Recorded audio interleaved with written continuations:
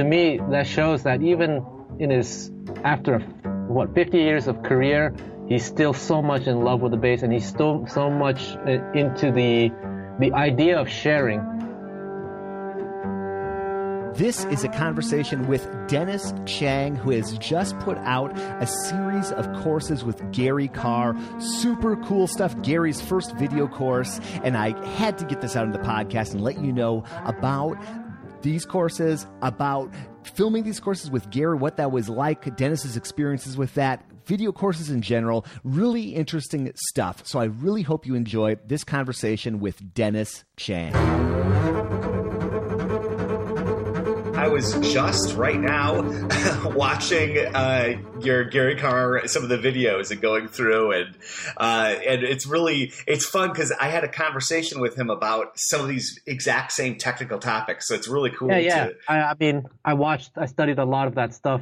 So before recording them, I'll bet you did a bunch of research before recording that. It was really it's fun. So bravo on, first of all, I think this is Gary Karr's first online course, right? I don't think he's online. Yes, he did that other thing, that video. I forgot what it was, but what was it called? Basically Karr. Yeah. He had Basically Karr, and I mean he's obviously put out a lot, but over the years. But what a great format to just get, and his charm and his Gary Karr-ness, and it comes through in every moment. So anybody who's done any work with him in the past will just be smiling as they're watching, and it's good stuff, man. Really nice work. Thank you so much. Cool. So just tell me about this course. When did you get the idea for it? When did you approach Gary? What was the filming like? Give me some of those details. All right. So how did I approach? Where did this idea come from? First of all, I just love stringed instruments. I've always loved the double bass. I'm a guitar player, professional guitar player by profession. And what got me interested in double bass, I'm a jazz player, but what got me interested in double bass was not jazz bass, but Hungarian bass. And they played with the bow. So Csárdás, that kind of stuff. And I have friends who play that kind of music, and I always love the sound of bowed bass. And it's funny, since I've been playing jazz professionally, I've always asked my bass players, hey, do you guys play with a bow? They won't say, no. And I always loved that sound. So then I got into classical bass, and then, of course you hear about Gary Karr and all sorts of names. And I thought, Gary Karr is of an older generation, and it would be great to document someone like him. So I approached him via the Victoria Conservatory. That's how it started. Nice. How do you put something like this together? I mean, do you sit down with Gary and create an outline, or did he create something and give it to you? How did that work with Gary? So this was where it was most complicated for me, since I do play the bass, but I wouldn't say well at all. But so I do have some knowledge of how it works, and this also, my business, I've been recording a lot of jazz musicians and all that stuff, so I have a lot of experience in that area. But classical music and then double bass was completely new for me. So what I did is, research as much as I could on double bass. I took lessons. I travel a lot for my work as well, so that I would contact bass players from symphony orchestras and ask for lessons and, pick their brains. And I also asked a bass player to travel with me to Victoria to see what kind of input he would have. And I decided to spend 1 week in Victoria with Gary, so that the first few days we could discuss how we approach this and have conversations over the dinner table. So that's how it worked out. Yeah, and it's great seeing these exercises done by Gary, and I was going through and I like the interface, you can see Gary, you can flip his image, which is kind of cool that you could do that, and you can speed up and slow down the playback, right? You can also make loops. Yeah. Okay. So if you want to watch like a specific exercise or something, you can loop it and practice along with it. That's cool.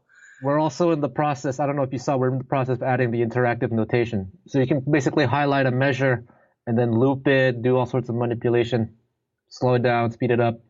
Yeah, it's one of those things that is so exciting about online learning and video lessons, and I totally dig that world, and I find it really interesting. What drew you into the online learning world or the online video learning world? When did that all start for you?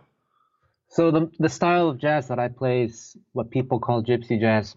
and associated with Django Reinhardt. And I've been playing this music for almost 20 years. And about, I think, 2006, 12 years ago, my God. 12 years ago, a company in Toronto, a DVD company, approached me to do a series of instructional videos for this style of music, which is rather obscure. And I said, sure, why not? I thought it would be fun. We did it, and it actually ended up being a pretty big success. They sold out all the DVDs in less than 1 year. I was like, whoa, there's a market for this stuff, and I like teaching. So with that money, I did more things and more things. Eventually, I decided to do my own thing. I created my own online school, and that's how it started. But I do want to say one thing, is that I don't aim to replace teachers or anything. I still think having a teacher is very important. But what I would like to have is more like, having access to like a dictionary. Sometimes you want to check certain things, or hear someone else's opinion. Because often, especially in classical music, you trust your teacher, but there's so many ways to do things, and it's great to hear different opinions, and that's the goal.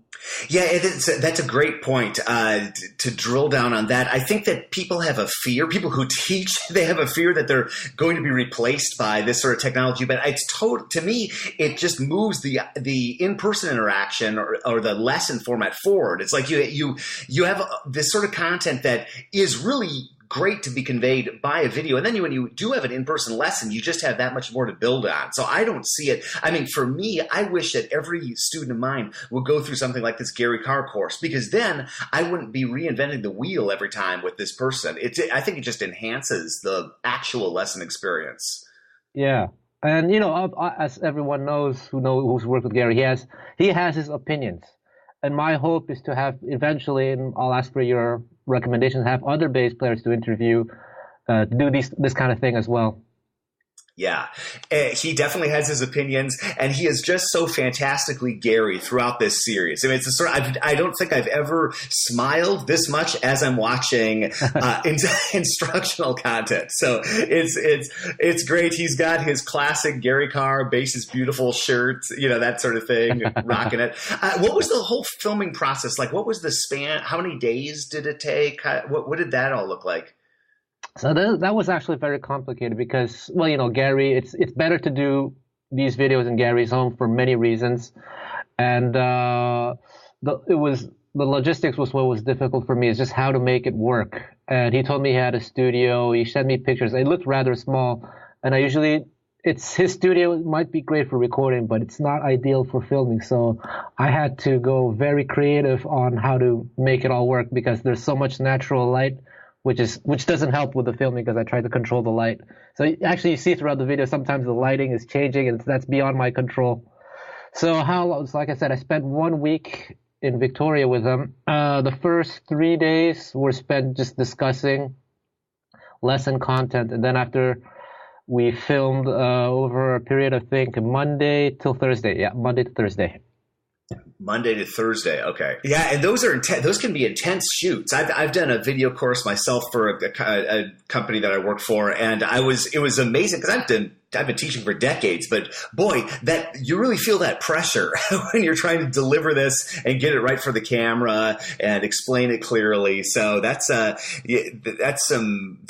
must have been some long days for sure on behalf of both of you. Yeah. Well, actually, there's one thing I also took account into, that Gary's retired and everything. So the reason why I decided to spend more time there is to make him feel as relaxed as possible. And actually, we only work maybe 3 hours a day.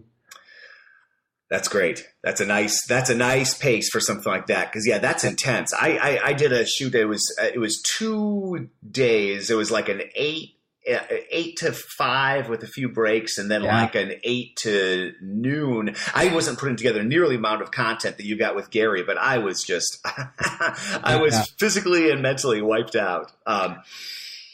I mean, I was very pleasantly surprised that he's a one-take wonder when it comes to talking. There was almost no editing, very little editing done. Yeah, well, he's been for decades been doing his thing from the stage and speaking to all sorts of crowds, and he is just a technical beast. It's a testament to his approach to the bass and his technique that he can do what he does on the bass. I mean, it would be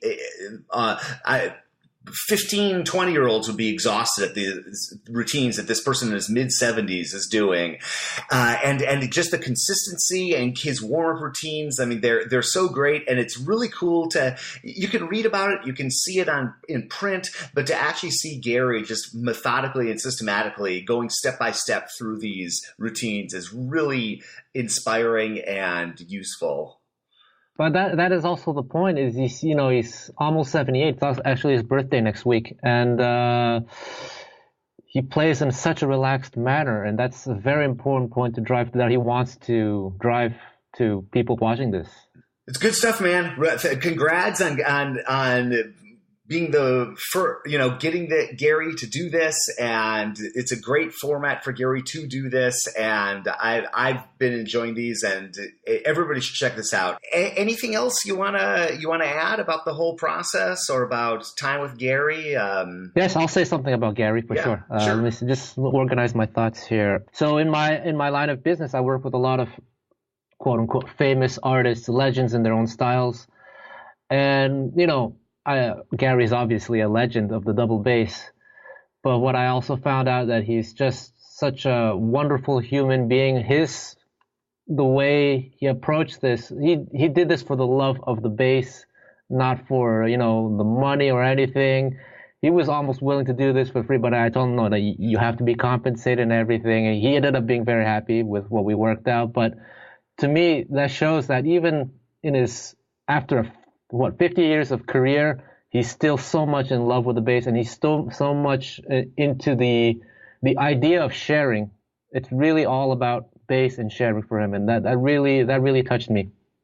He's such a fantastic ambassador for the instrument. He has been since he came on the scene with his Leonard Bernstein Young People's Concert, and so to see him still doing this, and he's such a pioneer and such a fan of new technologies. To see him adopting this new platform and getting his message out there in a way that's really durable, people will be able to tune into this for years and decades to come. So thank you for setting this up and what you do, and getting Gary on board with this, and I'll point people to the series, and very good stuff. So congrats, Dennis. Really cool. Thank you very much. There's one last thing. We'll see in the videos we have 2 hours of performances, and Gary wasn't aware that he was going to perform, and he had just come back from a vacation where he didn't touch the bass for I guess 2 weeks. And he just did all these one-take wonders. I mean, there are little tiny human flaws, and he knows that, but it's still very impressive. Someone who's almost 78 and not really practiced for it to play 3 of the Bach suites and all those other pieces. It's quite impressive. Yeah, I could not do that even if I wasn't on vacation and coming back. And so to see Gary do that, it's super cool. Really, really great stuff.